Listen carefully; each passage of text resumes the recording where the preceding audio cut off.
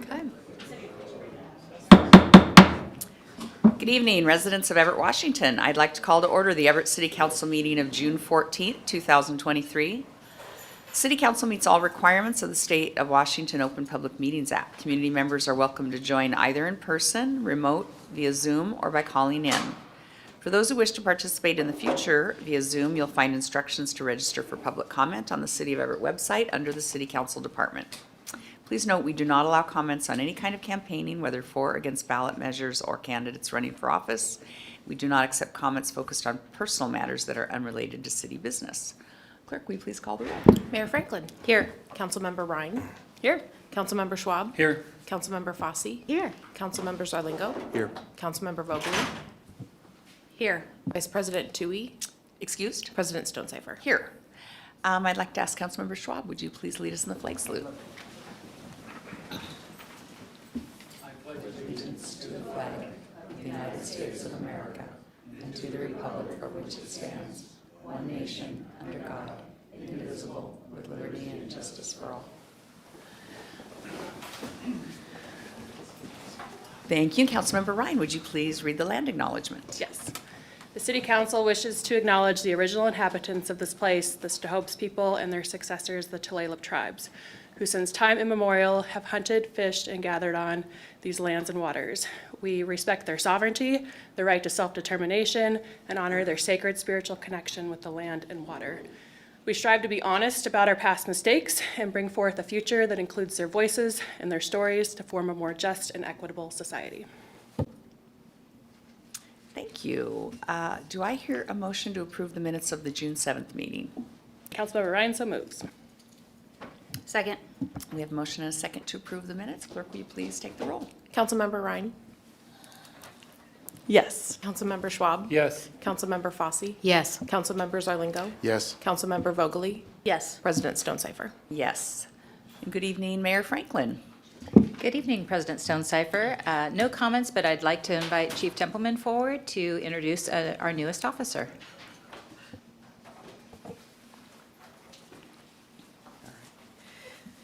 Well, thank you, Mayor Franklin. Good evening, council members. Dan Templeman with the Police Department, and it is my pleasure tonight to introduce to you our most recent graduate from the Basic Law Enforcement Academy, Emily Rivers. Emily was born and raised in Deming, Washington, where she was homeschooled and then pursued certificates in video game development and app and web development at Skagit Valley College. Prior to joining the Everett Police Department, Emily worked as a security officer at the Woodland Park Zoo. She was inspired to pursue law enforcement by her older brother, who is a police officer for the Tacoma Police Department. Emily feels police work will be very rewarding and provide her the opportunity to be a positive influence in our community. She chose the Everett Police Department after researching several agencies, finding that Everett sets high standards and expectations, and our officers have a solid reputation of being honest, professional, and hardworking. Emily graduated from the Basic Law Enforcement Academy on May 31st and is excited to begin field training and learn all she can from her field training officers.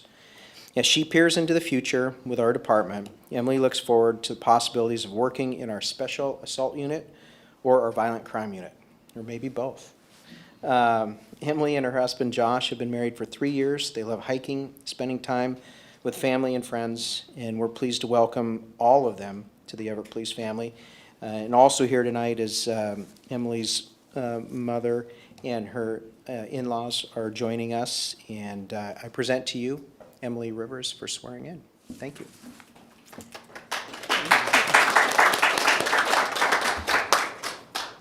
Thank you. And do I hear a motion to approve, accept Emily Rivers as the newest member of the Everett Police Department? Liz Vogel so moves. Seconded. Thank you. Any questions or comments? Clerk, will you please take the roll? Councilmember Ryan. Yes. Councilmember Schwab. Yes. Councilmember Fosse. Yes. Councilmember Zarlingo. Yes. Councilmember Vogel. Yes. President Stonecipher. Yes. Thank you. Please raise your right hand and repeat after me. I state your name. I, Emily Rivers, Do solemnly swear do solemnly swear that I am a citizen of the United States that I am a citizen of the United States or a lawful permanent resident, or a lawful permanent resident, that I will support the Constitution of the United States, that I will support the Constitution of the United States, the Constitution and laws of the state of Washington, Constitution and laws of the state of Washington, and the charter and ordinances of the city of Everett, and the charter and ordinances of the city of Everett, and that I will faithfully, and that I will faithfully, honestly, and impartially honestly, and impartially perform the duties of police officer perform the duties of a police officer according to the best of my ability. according to the best of my ability. So help me God. So help me God.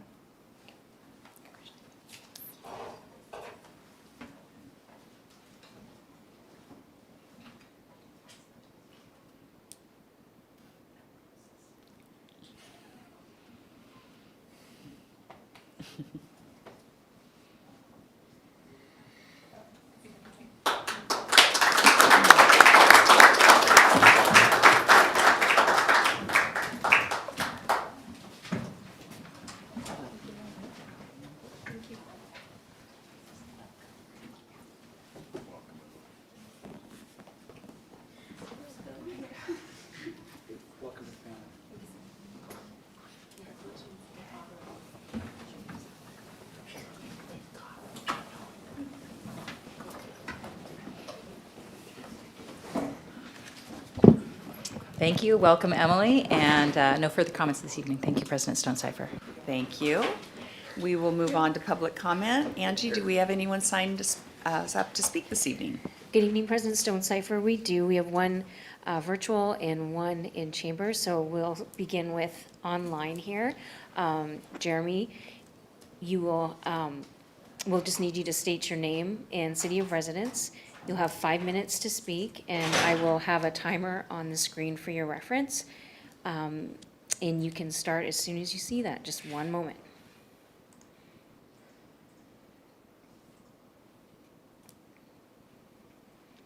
Good evening, my name is Jeremy Olson. I live in District 3 in Everett, Washington, and fellow elected officials. So I've listened to taxpayers voice their objections during public comments to the recent addition of the bicycle facilities near Forest Park. Since this is my neighborhood and some of the changes are on roads I often use, I decided to take a drive to see what I thought for myself. My first thoughts were that many of the updates for bicyclists I've never seen before and are extremely confusing. The white dashed lines on Park Road is extremely confusing and I feel is dangerous. I decided to look into the approved methods for traffic safety on the Manual of Uniform Traffic Control Devices website. I'm not able to find many of the bicycle facility options you have decided to use. Can someone please explain where the designs for the bicycle path to include the very oddly shaped traffic calming devices came from? What research was used to decide to use these? I have seen that a vehicle has driven over one of the traffic calming devices and destroyed the vehicle's engine. Then, days later, a homeowner was in an accident as she tried to back out of her driveway. Who is responsible for these decisions? I have heard it said here that it took around 12 years to get these bicycle lanes built, and they seem to have been done half-hearted. Have any of you rode a bicycle down these paths? I haven't seen a bicycle rider on any of them yet. On another note, I had planned to speak at the last council meeting but wasn't able to attend. I did, however, send all of you my remarks and questions about the sad state of the city's finances. Only our mayor replied, and while I may not agree with her answers, at least she took the time. Dawn, I live in your district. I voted for you. I've emailed you multiple times and never once have you ever sent a response. Do you think I feel like you're listening to a constituent? So let me be very clear. When I talk with my neighbors and urge them to get involved and use their voice, they all say the exact same thing, that their voice doesn't matter and they won't be listened to. I can say that it has been almost impossible to sign up and make public comments on the poor website design that you have.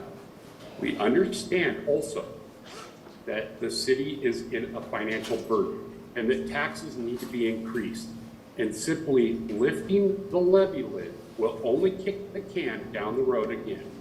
Merging with the RFA is the only way we can start to move towards fiscal responsibility. Everyone understands that a levy lift may still be needed, but to hold on to having an expensive city fire department that is suffering due to lack of funds is ridiculous. Merging with the RFA sooner would be better. It is inevitable and needs to be on the ballot before a levy lift, to show you're actually working to solve these problems. Stop putting pride and ego in front of your responsibilities. Thank you.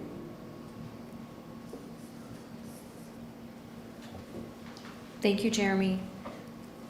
Next, we'll move to Aaron, if you could please come to the podium. And if you could turn on the mic, the right button on the base, and then state your full name, city of residence, and you will have 3 minutes to speak. 3, you got 5. Well, that was an extension. Okay. My name's Aaron Wyeth. I live in Everett, Washington, and I'd like to talk about some safety issues that are around my community. I don't know if you guys know about the shooting that was in Everett, right near my daughter's school. I was in my bedroom with bullets going by my bedroom. Hawthorne. I had, like I said, bullets flying by my window. I could not get out of my house to go to my daughter's. I called my mom laying on the floor saying there's firing bullets, and to go pick her up if something happened. 2 months prior to that, there was another school shooting, or school gunfire right across the street. I'm not talking down the street, across the street, a sidewalk distance away. I went to the school board, or I went to the school board meeting. I also talked to the school themselves. I told them that they need to upgrade their security at that school. They would literally have a glass pane window, single pane, or even if it's double pane. A sledgehammer could get into that door. The crime around this city is getting horrible. There's homeless people sitting and sleeping overnight underneath the building at Wiggums Park. I've seen them doing drugs in the bathrooms there. I've seen homeless people bathing at the skate park from the water fountain. I'm tired of this. I bought my house. I worked in South Everett. I don't work right now because I got assaulted there. So I quit. I'm not gonna go to work and get assaulted. I come home, North Everett, where I feel safer. And it's not. It's getting worse. Also, the school zone there is horrendous. There's not enough safe passageway for these kids. There's one school sign that says, hey, there's a school zone, and it's already past the point where people are flying down a hill. There's one crosswalk after you come around a bend on 10th and on 10th Street, that by the time you get around the corner, you won't see any of these kids. And there's people flying down there. I've called the police department on it. I've asked them to sit there for a couple days a week, just while school's coming in and out. No reply. I walk my daughter to school every single day. I didn't see one. I've called parking enforcement about all of these RVs that are around the schools. They won't do anything. They have a right to be there. Well, you know what? That's just a recipe for a kid to get kidnapped.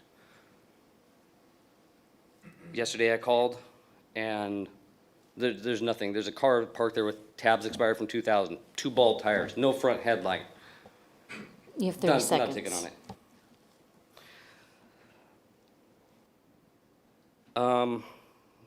I'm asking for you to do more signage around these, make this school zone safer, make it bigger. Any sort of crime that's a violent crime that happens in there, I don't know if you can change the policy on this or not, make it an additional 20 years, regardless of what it is. You get 1 year for this, 20 years added on. One very last thing, please remove the structure at Wiggums Park. It's just an attractant for homeless people. Lock up bathrooms, something. Get rid of these homeless people. Don't want to be rude against them, but I bought my house where I bought it to feel safe. I don't let my daughter go to the park. Thank you. Thank you, Aaron. And I've just been advised that there's another individual here, Alexander. And if you could please, if you could please state your full name, city of residence, and then you'll have 3 minutes to speak, starting now. Hello, board. This is actually my first city council meeting. My name's Alexander Salazar. I live in South Everett, I think District 5. My wife and I just moved here from Northgate in Seattle. We live on 124th Street, just north of the South Snohomish County Fire and Rescue School. And I'm here to kind of talk to you about an issue on that 124th Street cul-de-sac. Since we moved in, at least weekly, we've seen police activity and drug use at night. And at night, this kind of gets worse with car prowls or people just knocked out on in their seats with drug paraphernalia or kind of the wrapped up bandage, if you know what I'm talking about. Now, living in Northgate, this isn't new for us, and also this isn't just, something that we can address easily, but I think what encourages this activity is just, it's very dark in this cul-de-sac. And why should you care about this cul-de-sac, this lonely little cul-de-sac on 124th Street? Well, it happens to be 300 meters away from Mariner High School, just down the street, 700 meters away from Discover Elementary School, and it's also a block away from the Holiday Inn where a woman recently OD'd on fentanyl and her 3 children were taken in custody by CPS because they were also exposed to fentanyl by that woman. I'm certain that the cul-de-sac where we live by and we see this malicious activity was probably where that woman received some of her material that led to her OD. The solution, I really think, is there's South County Fire District is already there, and there's a lot of light posts that point towards the school, not anything pointing towards the outside. It's very, if you drive there at night, I'm being serious, it's very dark. It encourages a lot of malicious activity. The infrastructure is there, just put some lights on the other side pointing to the street, and I think it's at least gonna start negating some of the nefarious activity and people just feeling safe that they're in the darkness. Again, my name's Alex Salazar, I appreciate your time. Thank you, Alexander. And Jim, if you would like to come to the podium. And please state your full name and city of residence, and you have 3 minutes to speak. Okay, thank you. Jim Langus, Everett, Washington. I attended this evening's meeting to listen to the briefing on the item 7, the soda ordinance, which I do support and will be back on third and final reading to support the ordinance. I commend Chief Templeman and the staff for putting the ordinance before the council with the amendments. As you know, I don't come to city council meetings very often. I came twice in 2019, and I've been here 3 times in a row here in 2023 to support those last 2 ordinances that provided the police department with the resources they need to serve the public. Those of you know that I'm an advocate for public safety. I have been and always will remain so. Our fire medic personnel and firefighters are running back and forth on the streets these days with their equipment and trucks and medic vehicles, providing services to individuals that need a lot of help, and they are experiencing a terrific caseload of calls and responses, medic calls, and we need to be attentive to that. At the same time, you know how I feel about the Everett Police Department. I think they put their lives at risk all the time to protect the citizens of Everett and families, citizens and families. Few, if any of us, you've heard me say, few, if any of us could ever become Everett police officers. They go through very rigorous training, and we have the very best here in Everett. I believe that. I have felt that for years. I know what processes we go through, and we hire very capable men and women to protect the city.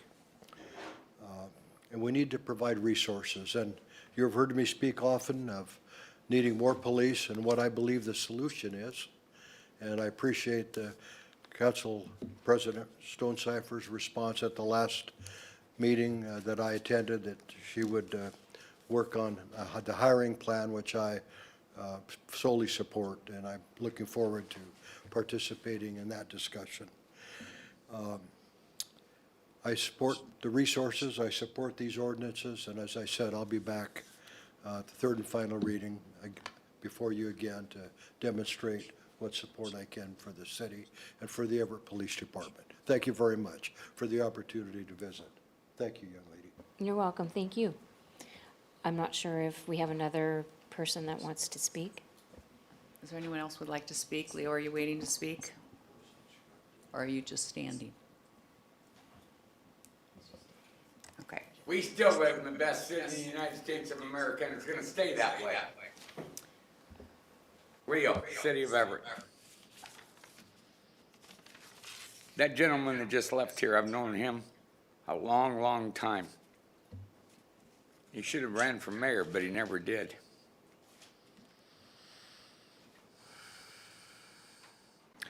"53 years, been coming to these meetings off and on. 53 years, that's what I wanted for a birthday present. All the greats have stood here, all the greats. Now there's not so many greats, except maybe me and Jim Langus. Jim, I just gave you a compliment.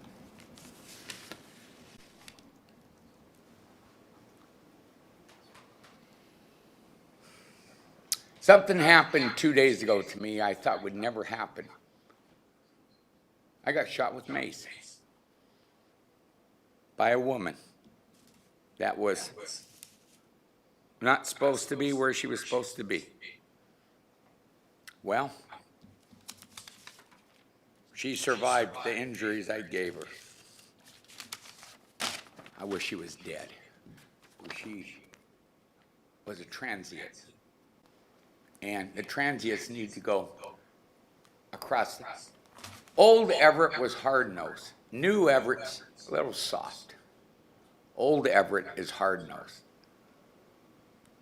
What they did over 100 years ago wasn't right. That mayor should have, yeah. The Everett massacre should have never happened. But I am Old Everett, and we've been here a hell of a long time, and so has the Languses. It's falling apart. This whole town's falling apart. I was in the Midwest. Where are you from? I go, Mukilteo. I don't even want to say Everett. I say Mukilteo. Oh, Mukilteo, that's a great place. How about that Everett? And Brenda's been here a long time. The rest of you, I'm Old Everett, third generation.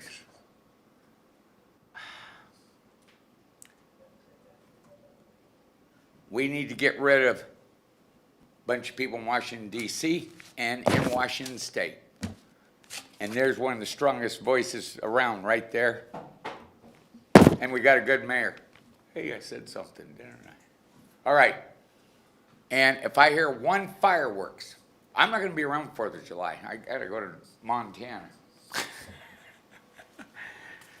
And may that officer rest in peace. When he got shot, it was a scumbucket that shot him. And I was at the memorial one night at 3 in the morning. And it was the day before, and a friend of mine drove up. She came all the way from Montana. She's the sheriff. She jumps out and says, "What in the heck are you doing?" I said, "Hey." So she went and we went and made sure she got a room. Hey, Leo, wrap it up. Oh, okay. Yeah, I'm sound like a Scoop Jackson here. All right. Hey, let's have a good 4th and a safe 4th. And a good parade. Right, Mayor? Thank right. you, Leo. That concludes our public comments for tonight. Thank you. We will now move on to council comments and liaison reports, starting with Councilmember Ryan. Great, good evening, everybody. Thanks for folks that joined for public comment this evening. Definitely hear concerns, and I think especially for the folks over in the Delta neighborhood, as I'm sure Councilmember Fossey will be able to attest to, there's definitely been some lack of attention to that neighborhood for a long time, so we're seeing the ramifications from that. So I will leave further comments up to the District 1 representative. I hope everybody enjoyed Sorticulture over the weekend. I know I sure did. My yard did as well. On Monday, I attended the Port Gardner Neighborhood Association meeting, and there was a really great presentation from the Everett Housing Authority about another new facility that they're putting in. So I am sad to say that the Pacific Stone Company is going to be moving, and hopefully they'll be taking their jaunty sign with them as well. But Everett Housing Authority has plans for that entire block for 140 low-income senior housing at that space. So it'll be a really great addition and filling a huge need in our community for our seniors who are finding themselves unable to afford housing in the area. So it's a great presentation and a lot of amazing amenities there as well. They're coming up, the Port Gardner Neighborhood Association is also coordinating a neighborhood yard sale, which will be on July 22nd. So if folks want to, in the Port Gardner neighborhood, would like to have a yard sale that day, feel free to reach out and I can put you in touch with the folks organizing it. And then this Saturday, there will be a work party at Depot Park from 10 to 1 for folks who would like to plant some geraniums. Also this Saturday, there are a number of amazing events downtown for graduations and also the inaugural Everett Pride block party event at Wetmore Plaza. So there's going to be a fabulous celebration with a bunch of entertainment and vendors and more food trucks than you can shake a stick at, so it's going to be a really great time. And also wanted to remind folks that the Wentz and the Mayor's Arts Awards are coming up on Friday, June 23rd at 7 o'clock at the Everett Performing Arts Center, and it's definitely the place to be in the city of Everett on Friday the 23rd. Thanks so much. Thank you. Councilmember Schwab. No comment. Thanks. Councilmember Fosse.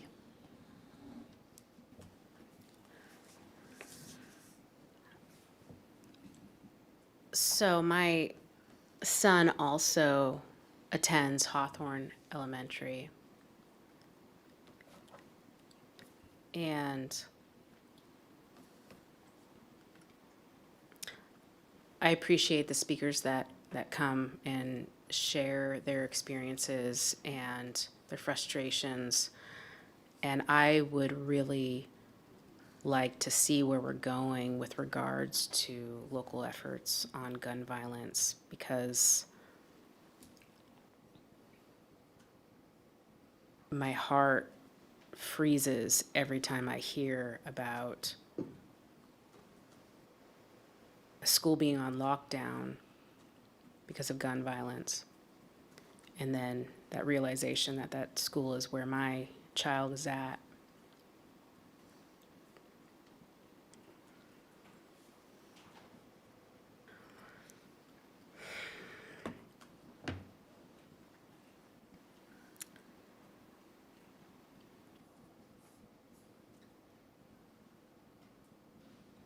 I know that there's some things that are happening on the state level, and it's something that I really wish we could have a little bit more a focus and clear direction at our local level on all the measures we're taking, because I know that there are some things that we're doing, and if there are some pending things that we could possibly do that we could encourage to happen, if that's something that needs a little bit more support, please feel free to bring that to council, because we will advocate with you, because the increasing gun violence,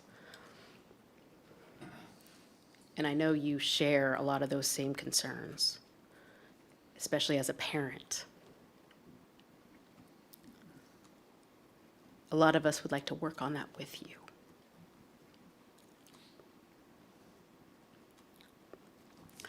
With regards to some of the other activities that I've been able to participate in recently, I was able to attend to the Riverside neighborhood, and I'm very appreciative for having very active neighbors. I know in particular that they are very concerned about the amount of speeding and things going on with Fulton Avenue. So if that in particular could be something, maybe that's a focus of paying attention to any reports of speeding or other things, or if we're looking at places to do some of the mitigation when it comes to calming efforts, Fulton might be one of the areas that they would like a focus on. I was able to attend the Economic Alliance for Snohomish County officials reception and go to Sorticulture, which was amazing. I came home with a beautiful rose bush I didn't know I needed. And there was a few other things that I was able to attend recently that have been keeping me busy, and a lot of activities. And that's one of the things that I really, really love about this city is our amazing community here. Amazing neighbors, amazing activities. There's always something going on. Upcoming is Father's Day. I wish everybody a happy Father's Day who fills those roles in our families. And then Juneteenth, which is commemorating the end of slavery in the U.S. And there's activities going on across the county and the city in regards to that. And so I hope everyone will be celebrating. That's the end for my comments. Thank you. Thank you. Councilmember Zarlingo. Well, I'd like to thank for the Built Environment Committee meeting this afternoon. I'd like to thank York Stevens-Wajda for the work they and the Planning Commission have been doing, both for the comprehensive plan and to integrate what directions and legislation we've gotten from the state. I'd also like to thank the Cascade View Neighborhood Group. I met with them last week. It's just great to see those people working to make their neighborhood better, and in particular to see several new faces there, new residents in the neighborhood moving in, getting involved right away, something my wife and I did in a different neighborhood 30-some years ago. So happy to see that. And then also some work going on to finish both the trail and the playground at Thornton Sullivan Park, the Silver Lake Loop Trail. I think a great use of this 100-plus-year-old asset that the city bought more than 100 years ago. So congratulations to the mayor for that effort. That it's taken a few years. COVID interrupted that, but also those of us who remember the Healthy Streets program using that same area. So I think we're making the most we can of the resources we have here in Everett with a very tight budget. So thanks to the staff and also the members of the Built Environment community and to Yorick. That's it for me. Thank you. Councilmember Vogely. This is tricky. Okay. Learning curve.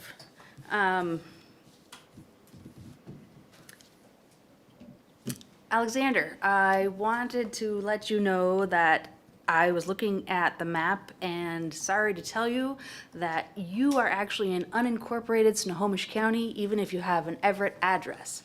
So I don't like passing the buck off to somebody else, but you'll have to get in touch with the county and their public works and all of that to see about lighting, because we can't do anything about it. But I do appreciate you coming in and talking with us, and you're in the annexation possibility area, so you can keep that in mind.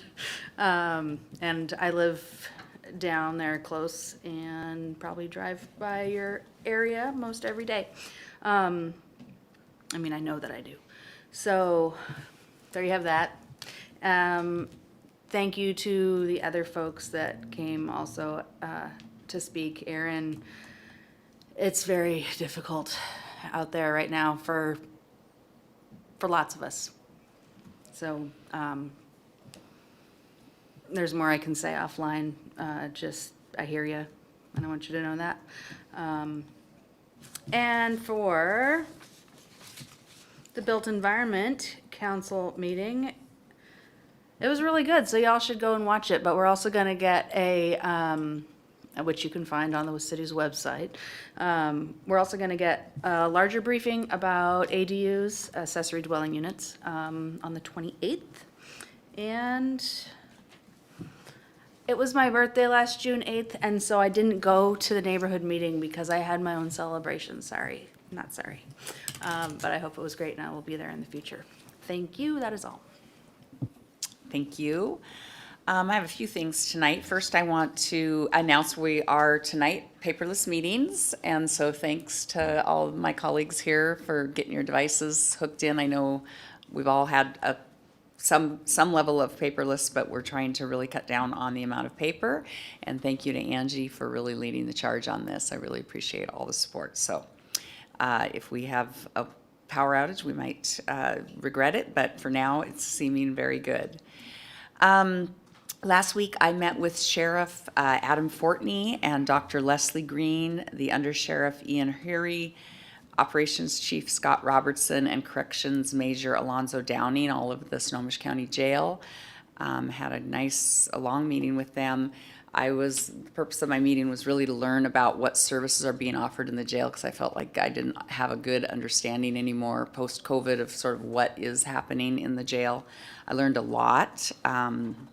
Learned a lot about their challenges, some of the victories, and it was really, really a good informational meeting. I've invited this group to come to a future council meeting so we can all get briefed, so we can all understand what's going on there.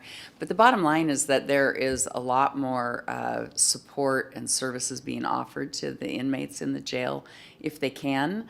And some of the challenges are that most of the inmates aren't in there for very long, and so it's hard. They don't really even get detoxed, and some of the medically assisted treatment options that you want to give people, it takes time for that to work on their brain so that they stop the craving, and there's just not enough time for them to do that when they're in the jail. So, because there's a lot of 3-day holds that get in and out. So, but interesting, they've had really good results for people who do want to use that time to get clean, and so we'll have them here at a future meeting so everyone can hear about what they're up to. And then I wanted to talk about a few of the public comments that came tonight. First of all, Jeremy asked about the bike lane project design, and I know there's been some other questions about that, and I was just going to ask if we could get an administrative update on that, because I feel like maybe the team went out and looked at it and has maybe thought about making some changes there. We don't need that tonight, but if you can bring that to a future meeting. Aaron talking about the school zone with the lack of signage by Hawthorne. One of the questions I have for Public Works, and again, would like an update on, first of all, what is the signage out there, what we normally have? And then the second thing I would ask is, do we have some speed information that would help us determine if this is a good candidate for one of the speed zone automated camera enforcement issues? I know that we have one slated to go out in South Everett, but perhaps this is another area where we might consider that. And then Mr. Salzer, thank you, Liz, for looking up his address. I was wondering if he was in the city or not. So I guess the lighting is not our issue to solve, but it is an interesting one. The problem there, a lot of times other residents in the neighborhood might not want the lights facing outward because it goes into their home. But anyway, he'll deal with Snohomish County with that. And Jim Langus, thank you for coming back and telling us about public safety safety issues and concerns. And thank you for being here tonight, also Leo. That's all from me. Do we have an administrative update this evening? I'll follow up on that, and then also on the Fulton Avenue topic, just making sure it gets routed to the right people. And then I just wanted to share our thanks to the economic development staff who helped make Sorticulture happen. I think they clocked like a couple 100,000 steps over the weekend, and so they were running a little low on energy on Monday, but all there in the morning. So yeah, thanks to them for their work. Thank you. And Lacey Offit, welcome tonight as our acting city attorney. What do you have for us this evening? Thank you. No update from the city attorney's office, and not requesting an executive session. Thank you. We'll move to our consent agenda. Do I hear a motion to approve the 5 consent items? So moved. Second. Thank you. We have a motion and a second for the consent agenda. Clerk, will you please call the roll? Councilmember Ryan? Yes. Councilmember Schwab? Yes. Councilmember Fosse? Yes. Councilmember Zarlingo? Yes. Councilmember Vogely? Yes. President Stonecipher? Yes. Now we're moving on to 2 briefing items. Item 6 is a first reading, so I'll read it into the record. Council Bill 2306-34, first reading. Adopt an ordinance relating to violation of court orders, amending Chapter 10.13 of the Everett Municipal Code. Third and final reading will be on June 28th. And Lacey, thank you for being here to brief us on this ordinance. Thank you very much, President Stonecipher, Mayor, and council members. I will switch hats real quick from City Attorney just observing to Assistant City Attorney giving you a presentation on this briefing matter. So what you have before you, as you no doubt have had an opportunity to review, is a proposal to update and amend the EMC 1013. That EMC involves court orders, specifically SOTA orders or stay out of drug areas orders. So the updates that we're asking for are threefold. The first is kind of administrative, in that it is a request to update and streamline the ordinance language by referencing EMCs that can form the basis for the SOTA order without additional further findings from a judge who's administering that particular case. And the reason this is a little administrative is that the referenced EMCs have been updated by reference by the passage of Senate Bill 5536. So the proposed amendment to 1013-050 subsection B that's included in section 5 of the proposal would now permit SOTA orders for the crimes of possession of controlled substance, knowing use of a controlled substance in public, creating or delivering a counterfeit substance, knowing possession of a counterfeit substance, and knowing a use of a counterfeit substance in public. So all of those were adopted by Senate Bill 5536 and therefore by reference by our current city code. It is a streamline request in that referencing the EMCs and not naming each crime as the EMC currently does eliminates the need to amend the ordinance in the future in the event that additional controlled substance related crimes are either added to the RCW or eliminated by future legislative action. The second amendment is also in section 1. It's subsection C of 1013-050. And that would be an amendment regarding pretrial orders that may be entered if a judge finds a nexus. What it does is it provides explicit authority for courts to impose, our one court, I should say, our Everett Municipal Court, to impose SOTA orders pretrial in the event that the defendant is charged with a crime that's not explicitly otherwise contained in the section we just talked about, in EMC 1035, 1036, or 1037, but when there is nevertheless an explicit nexus to a controlled substance. So we'll give you an example of what this might look like. Let's say there's a suspected drug dealer who is charged with unlawful use of a firearm to intimidate another. That is a gross misdemeanor under our current EMC. For brandishing a firearm as a show of force while trying to intimidate a rival dealer from encroaching on his sales territory. If the only crime that we're able to charge comfortably is unlawful use of a firearm to intimidate another, that wouldn't necessarily provide the court the ability to impose a SOTA order.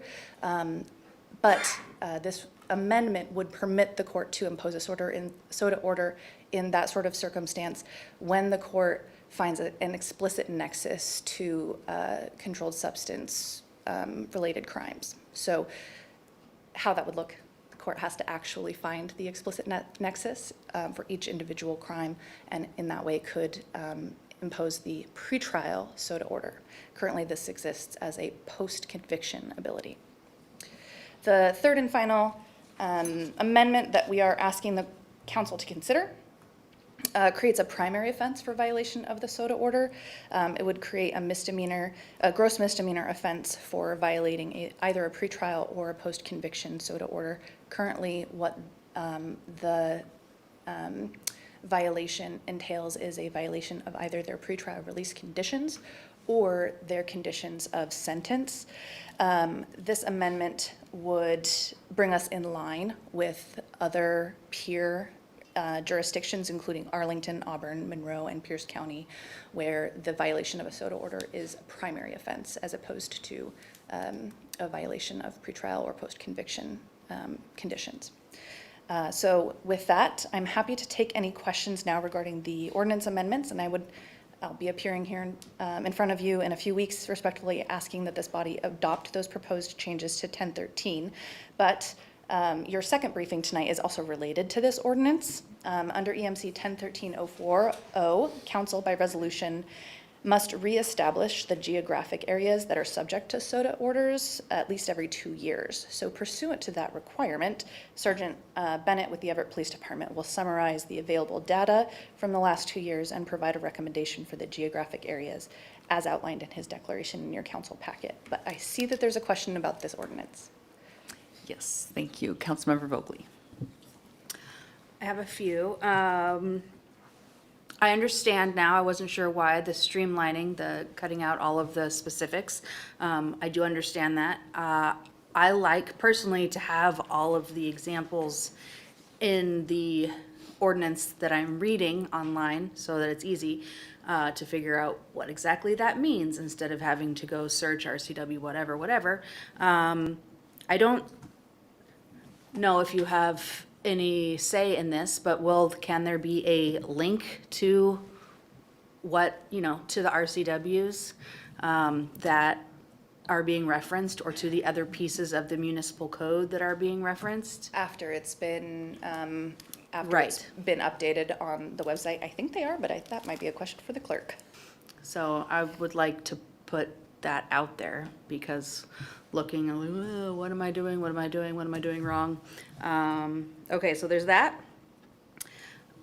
In the example about the SOTA order pretrial and it not being a primary offense, and just, isn't there like a keep guns out of area order type thing already? So is that a good example?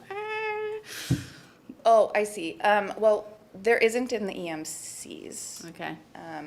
Most of the drug-free zone regulations, actually all of the drug-free zone regulations are state level. Okay, okay. And then third and final, I didn't write it down, so now I am trying to remember. I will come back if somebody else has a question. Councilmember Vogely, I could just add that they are linked in the code. The RCWs are linked, so easy, anyway, so they're there. That is good, thank you. So you don't even need to worry about that then. Other questions? Councilmember Fosse. So, if one wanted to look up our Everett Municipal Code, where would they go when they hit our website? Go to your city and then municipal code.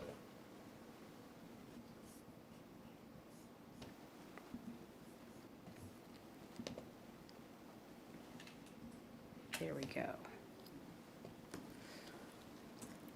And for the SOTA orders, could you please explain, because I was chatting about this with my neighbors when the police came to visit, and we had a really nice conversation, and then we realized that none of our neighbors knew what we were talking about. So could you explain to the people watching today what SOTA is? Sure, absolutely. In 1998, City Council, whoever, I don't know if any of you were on there. Some of you may not have been out of high school. I wasn't. But in 1998, the SOTA Order Area 1013 was adopted by this council. Now, it's gone through a couple of iterations, but essentially what it does is it codifies Everett Municipal Court's authority to, under specific circumstances, to enter an order that prohibits a person from going to specific places within the city when those specific places have been linked to open-air drug markets and high drug activity, controlled substance activity. The data that forms the basis for those SOTA order areas is, as we've talked about already, updated every 2 years. So what happens is a person is charged with a crime that is one of the qualifying crimes. If appropriate, given their particular circumstances, a judge may impose one of these SOTA orders on them, either pretrial or post-conviction, depending on how it comes about. And if it is entered against them, then for the period that they are under the auspices of that order, they may not appear in those locations. Now, When that happens, they are always represented by an attorney. None of this happens without their ability to discuss this with an attorney. The judge has the ability to, it's not a mandatory imposition of the SOTA order. The judge can say, no, I'm not going to do that. The judge could also modify what is a standard SOTA order and say that the person can go to these areas but not these other areas. The judge can make explicit exceptions, as very frequently happens in our court, for somebody saying, you know, I agree to the SOTA order, I can abide by that for 2 years, but my mom lives within this one area. Can we make an exception for that? And that's something that frequently happens. At the end of either their pretrial conditions or the end of their supervised probation by the court, the order automatically lifts and they are no longer subject to those restrictions. So with the gross misdemeanor charge of that, so they violate the SOTA order, they are caught within these bounds. And was it previously a gross misdemeanor that they were being charged with when they were caught, or was it previously at a different level? Almost, but not always. So the explicit, the crimes that are contained in subsection B of 1013-050 are almost exclusively gross misdemeanors, but not always. And so it is possible that somebody could be charged with a misdemeanor, have the SOTA order in place, and then be charged with the gross misdemeanor of that violation. That is possible, yes. So they're stacked. I'm not sure what Charges that exactly would you be mean by that. stacked, and so what would be up to the amount of time that they would have in jail for just specifically the SOTA order violation? 365 days, or 364 days in jail. What is the cost of that? The cost to the jail? Incarcerate for 360 some days. I can't speak to that. I'm not sure what the current rates are. So I believe it's like $200, up to $200 It depends on whether a they're in a night? medical bed or a regular bed. Okay. So with somebody violating a SOTA order at a gross misdemeanor level, you can get a charge up to a year in jail, approximately, and at like $200 a night. That's more than my mortgage. And I understand the violation of people should not be in these areas, and I understand prohibiting that. But at the gross misdemeanor level, is there some other reason other than that extended time clock of when people would be able to be incarcerated? Is there something perhaps maybe having to do with any other charges or statutes of limitations or anything else in play that would require it to be at a gross misdemeanor level? If you're asking if we have to have it at a gross misdemeanor level, the answer to that is no. There is good reasoning behind why we would want it to be a gross misdemeanor as opposed to a misdemeanor. And that is because the person who is subject to the SOTA order is already facing criminal charges. And so whether or not their original criminal charge is a misdemeanor or a gross misdemeanor, elevating the violation of the SOTA order imparts an importance of complying with that SOTA order. In order to encourage people to abide by the SOTA order and to abide by their release conditions. So it's not exclusively with other charges. They can still be essentially trespassed with the SOTA order? Or do they have to be conducting other violations of, or some other criminal activity? Sure. The way that it is drafted and the way that it operates in other cities is that the violation of a SOTA order would be in and of itself an individual crime that could be charged. It would not be secondary to another trespass on the date of the violation for the SOTA order. So now, yeah, okay, I get that. Nobody gets a SOTA order unless they've already been charged with a crime. Yeah, so is there data proving that a gross misdemeanor is necessary to deter versus a misdemeanor or any sort of general charge with any sort of jail sentence tied to it? I'm not aware of any off the top of my head. I wouldn't be surprised if there is, but I would have to look further into that. So I am not arguing against a SOTA order. I understand the validity of it. I just think it's very fiscally irresponsible for our lower courts and our jail systems and for us to be funding the potential for an excessive amount of a sentence that is not data proven to deter people. Misdemeanor where you're, up to what, is it 3 months for a misdemeanor? I think that you have a potential jail. I mean, that is time for them to lose any sort of job that they have, lose any sort of custody that they have of their children, lose their housing. That is a significant amount of time for them to think very hard on maybe some of the choices that they made. And it is a significant financial investment for us to jail people for up to a year of sentencing.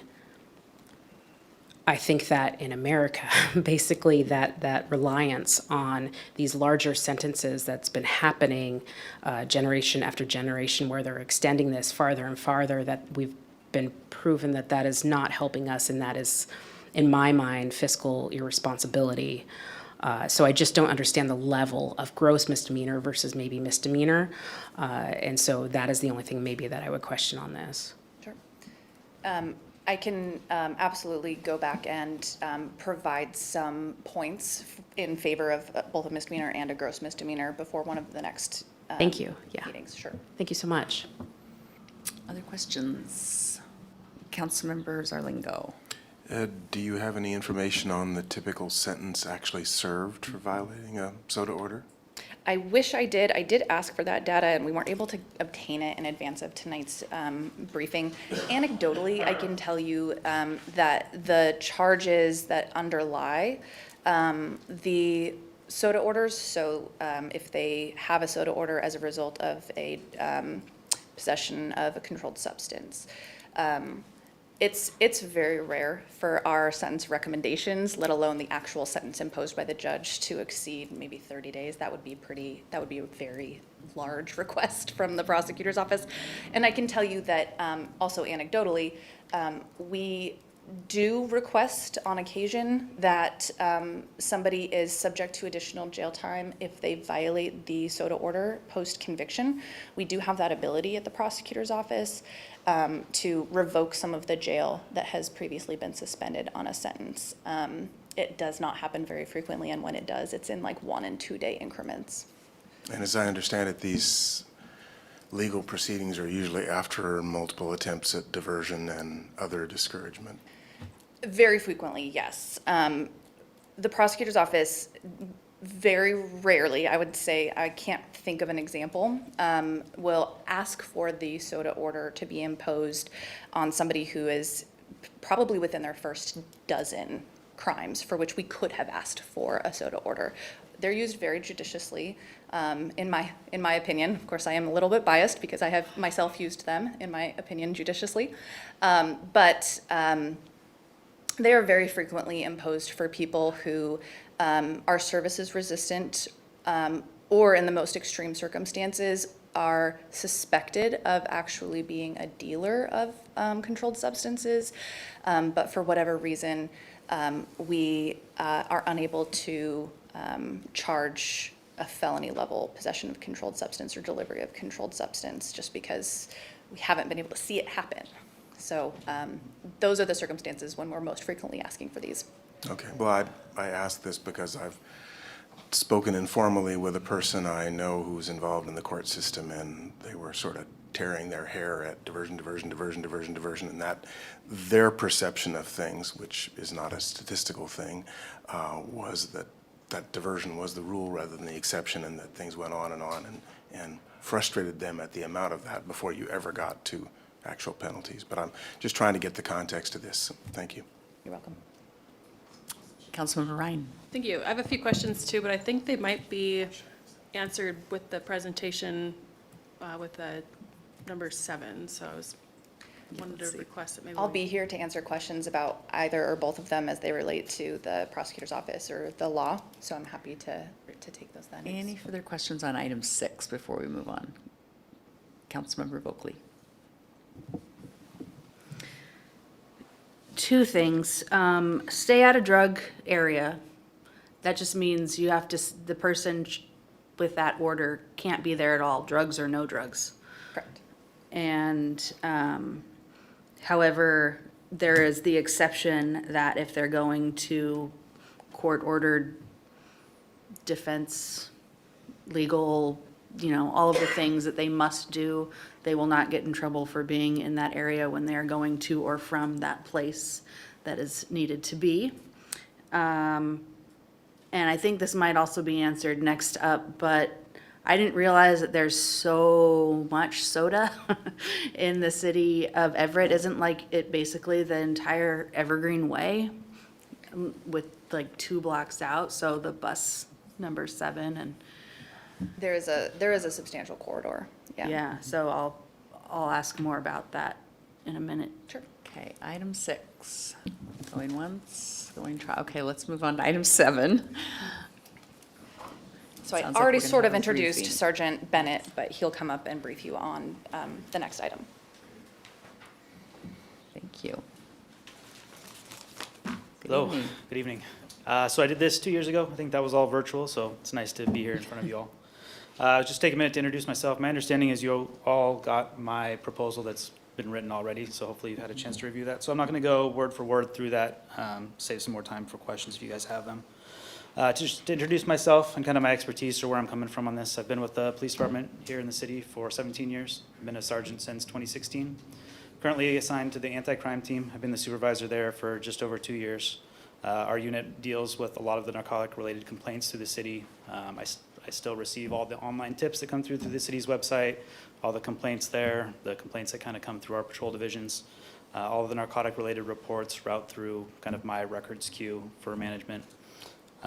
Most of my shifts are spent out in a patrol car. I'm not geographically limited within the city, so our unit works the entire city from north, south, central. So I do get a good overall view of the city as it's changing because most of my time is out in a car driving around.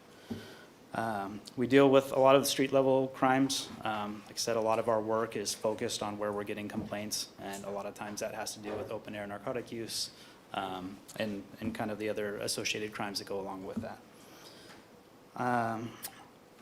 The data that we have in here, I just wanted to touch on what's going into these tables, just to give you guys an understanding in case some of you don't have an understanding of where that's coming from. So the first couple of maps that have calls for service and they're titled substance abuse, those are all calls that are generated by our dispatch center with the actual substance titled to them. So that means those calls have some element of narcotic related or alcohol related backing to them. So whether that's a 911 call from a citizen that generates this call, or it might be a self-initiated call by an officer that observes something or goes and makes a contact. So those calls don't necessarily reflect arrests or citations or anything like that. That's just the total number of calls that are generated. It is a conservative estimate because it doesn't take into account other types of calls like disturbances or thefts that might be driven by substance use disorder.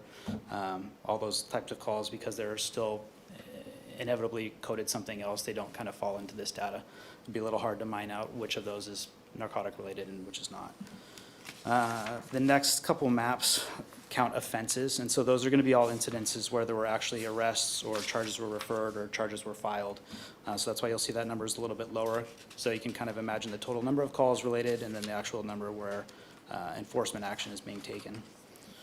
And that's what's reflected on the actual the smaller maps themselves. And then one thing I failed to get into the presentation, which I apologize for, is the overdose maps, which I don't believe you folks have a copy of, but we put it up on the PowerPoint for this. So that covers overdose data from narcotics-related incidents from 21, 22, and then also where we're at for just 2023 thus far. And then the overlays, you can see the soda maps, the current soda zones at least, are overlapped on theirs.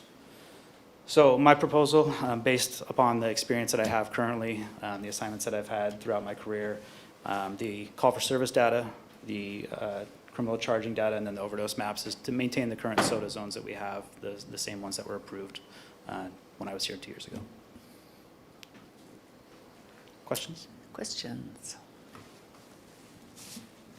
Councilmember Ryan and then Councilmember Vogely. Sorry if you covered this. So these numbers are from calls that you went on, or are these numbers from like the health district or something? The ones up here or the Yeah, ones in the packet? the ones right here. Those are overdose calls. So those are all going to be dispatched calls for overdoses, typically combined with a fire response. So those are ones where someone was actively overdosing. Not all of those are fatal. Some of those are where people were transported or perhaps treated unseen and declined transport. So just so folks are also tracking, so we're on track to at least double the number of overdoses that we saw last year. That's correct. Thank you. Councilmember Vogely and then Councilmember Schwab. Kind of the last question that I had for Lacey. The sodas are essentially those red spaces, let's say? I mean, that's like Evergreen Way, Casino, Everett Mall, downtown, in a sword shape, which is essentially along the major bus routes. And so, okay, I'm just making that point. Sure. Thank you, Councilmember Schwab. So what we're proposing is not to increase the geographical size of the sodas, but maintain the current level. That is correct, yes. And then something else that's written here, we want to look at studying, because we had kind of a break in some of the data due to COVID, and so we want some more time to study, and maybe we could look at adjustments down the road. Yeah, it's definitely been, I mean, the data that we're looking at is going to be impacted by COVID towards at least the beginning of it, right? And there's also been some state law changes that have affected some of the data as well. So there's been quite a bit of change in the last 2 years. It's made it a little bit different than usual. Thanks. Thank you. Other questions? Okay. That, well, thank you very much. So we'll have you back next week to learn more and find my paperless. That brings us to the end of our regular agenda. So with no further business and no executive session, we will now adjourn.